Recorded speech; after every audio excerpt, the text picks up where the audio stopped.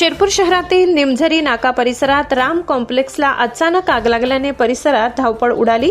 काही क्षणातच आगीने रौद्र रूप धारण करत कॉम्प्लेक्समधील सेवा क्लिनिक दवाखाना, श्रीराम मेडिकल व SBI बँकेचे ATM सेंटर तसेच श्री स्वामी समर्थ सोयाबीन बिर्याणी या 4 दुकानांना आगीच्या भक्ष्यस्थानी ओढले।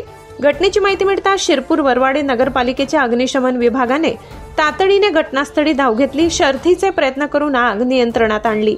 यावेळी नागरिकांची गर्दी झाली होती। प्राथमिक अंदाजानुसार लाखो रुपयांचे नुकसान झाल्याचे सांगण्यात येत आहे। सुदैवाने या आगीत कोणतीही जीवितहानी झाली नसल्याचे सांगण्यात येत आहे। मात्र आगीचे कारण अद्याप स्पष्ट समजू शकले नाही।